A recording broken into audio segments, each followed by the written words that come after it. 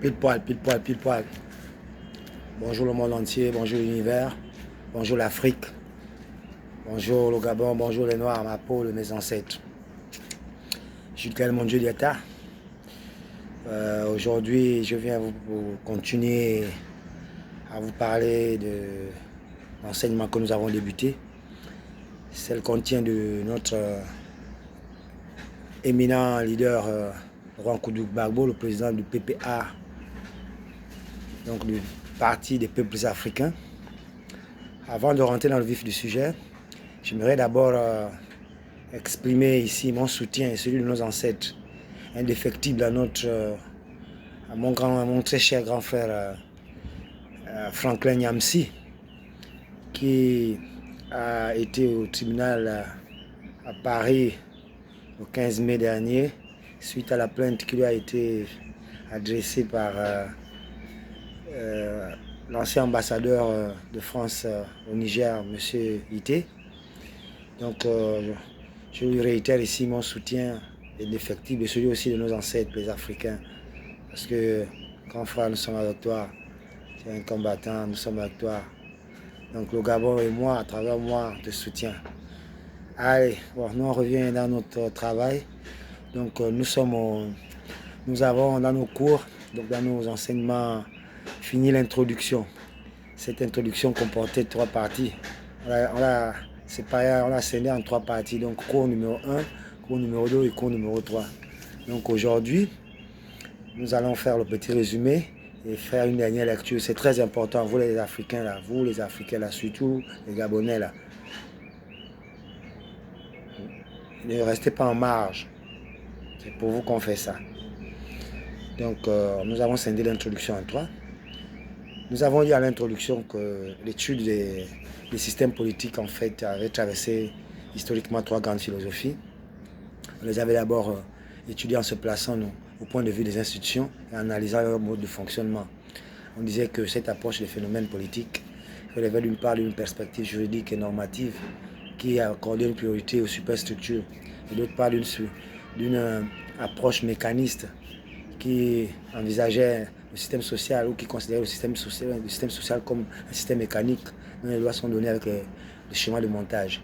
Mais aussi, on a confirmé qu'en fait l'analyse institutionnelle se rapportait à une origine très lointaine, mais aussi qu'elle se déroulait dans les conditions où la science politique n'était pas encore totalement, nettement séparée de la philosophie politique.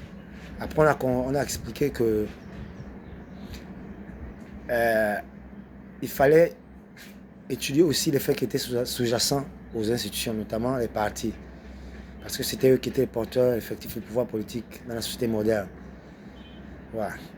Maintenant, l'autre aspect des faits sous-jacents était normalement l'existence des groupes de pression, ou groupes d'influence, ou groupes d'intérêt.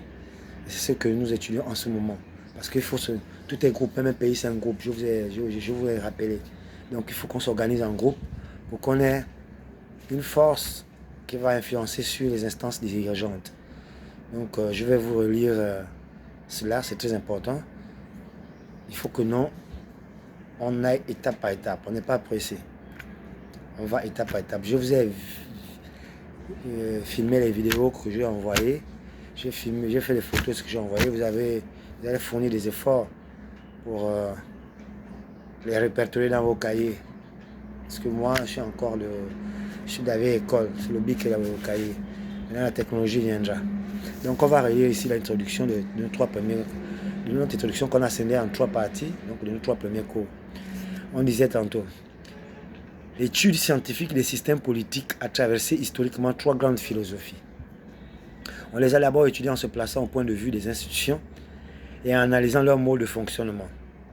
Cette approche des phénomènes politiques relève d'une part d'une perspective juridique et normative qui accorde une priorité aux superstructures et d'autre part d'une perspective mécaniste qui envisage un système social à la manière d'un système mécanique dont les lois de fonctionnement sont données avec le schéma de montage. L'analyse institutionnelle se rattache à une tradition fort ancienne et trouve ses origines dans un contexte culturel où la science politique n'était pas encore nettement distinguée de la philosophie politique. Depuis le début du siècle, donc le XXe siècle, on dira donc les années 1900, avec l'apparition des nouvelles sciences humaines, surtout de la sociologie, l'attention s'est portée de plus en plus vers les faits qui sont sous-jacents aux institutions. On a fait remarquer par exemple que les institutions très voisines peuvent recouvrir des réalités très différentes selon la nature et le rôle des partis qui, dans les États modernes, sont les porteurs effectifs du pouvoir politique. Aussi, a-t-on orienté l'étude de la vie politique vers l'étude des partis, des interactions entre partis et systèmes institutionnels, des différents types de configurations politiques, système à parti unique, à deux partis ou à plusieurs partis. Assez rapidement cependant, on s'est aperçu que les partis ne sont pas les seuls groupements qui entrent dans le processus politique et donnent à un système institutionnel sa vraie figure, et qu'il faut tenir compte d'autres groupements qui représentent des intérêts sectoriels, éventuellement portés par des groupes numériquement très nombreux ou stratégiquement très puissants, et qui, dans le contexte de la société industrielle, jouent un rôle important, sinon décisif, dans le fonctionnement de l'appareil politique. On a donné à ces groupements, pour les distinguer des partis, le nom de groupe de pression ou de groupe d'intérêt.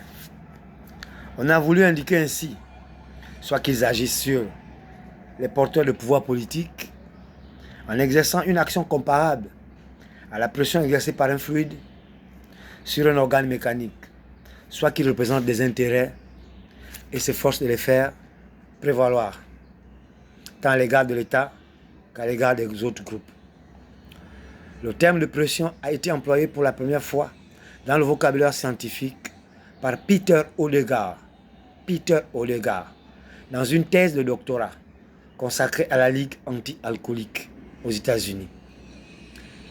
Pressure Politics, 2 points, The Story of the Anti-Saloon League, en 1928. Aux États-Unis toujours, on utilise parfois le terme de lobby, qui signifie littéralement couloir, et désigne par dérivation le type de pression qui consiste à agir sur les parlementaires individuellement, dans les couloirs des assemblées, et de façon plus générale, à tenter d'influencer de façon directe les organes de l'exécutif ou du législatif, par exemple par communication d'informations. Ce terme a cependant une connotation péjorative.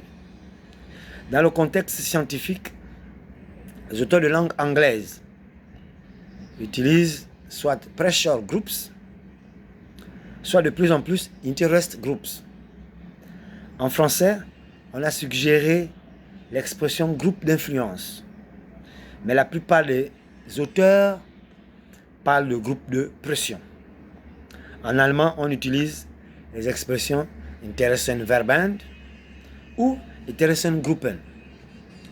On pourrait dire qu'un groupe de pression est une association qui est porteuse de certaines attitudes communes, de certains intérêts spécifiques et de certains buts sociaux, et qui développe une action en vue de réaliser ces buts, principalement en exerçant médiatement ou immédiatement certaines pressions sur les instances qui sont dépositaires de la puissance publique. La partie de la science politique qui étudie les groupes de pression se donne pour tâche d'identifier les groupes, d'en établir une typologie, d'en analyser les caractéristiques internes, d'examiner les modalités selon lesquelles s'exercent leurs actions, d'élucider leurs interactions mutuelles, ainsi que leurs interactions avec les partis et avec les différentes instances du pouvoir, afin de mettre en évidence les effets qui résultent de leurs actions au niveau du processus politique global. C'est ça l'introduction de notre premier enseignement de la CURFP, donc la QFP, la cellule universitaire de recherche et de formation politique du PPA, donc du Parti des peuples africains de son éminence Laurent Koudou-Gbagbo. Cela nous a été remis depuis des années, mais ça ne sait pas faire mentir. C'est votre tour de recevoir. Donc tout à l'heure là, je tenais d'abord à rappeler cela, pour que ça rentre, il faut que ça rentre. Vous allez lire, relire, vous allez comprendre le principe, les groupes. Un État, c'est un groupe. Un pays, c'est un groupe. Une nation, c'est un groupe. Une population, c'est un groupe. Un gouvernement, c'est un groupe. Un parti, c'est un groupe. Une institution, c'est un groupe. Une association, c'est un groupe. Donc le groupe de pression, c'est qu'on va étudier en sciences politiques, en introduction. On a commencé par les groupes de pression. Donc des associations, une association qui est porteuse de certaines attitudes communes, de certains intérêts spécifiques, de certains buts sociaux et qui développe une action en vue de réaliser ces buts. Dans tous les cas, très important, prêtez attention à ça, surtout mes cadets qui revenons, les enfants des pauvres, les enfants des familles pauvres ou moyennes, les enfants des Mapan, les enfants des banlieues. C'est gratuit sur votre Yaya, Chodai, allez du Mirador qui vous donne ça, tout puissant du PPA. Après cela, nous allons passer à la seconde partie. Plutôt à la première partie, passer l'introduction, c'est un peu le préambule. Nous allons passer au 1, la partie 1 de notre enseignement. Donc ce serait l'approche empirique et théorique. Donc ce serait le cours numéro 4. Ce serait le cours numéro 4. Tout à l'heure, l'approche empirique et théorique. Je tenais à relire d'abord l'introduction pour que ça rentre. Allez, tout à l'heure, pour le cours numéro 4, donc pour l'approche empirique et théorie des groupes de pression. Tout à l'heure, ciao, bisous, je vous aime.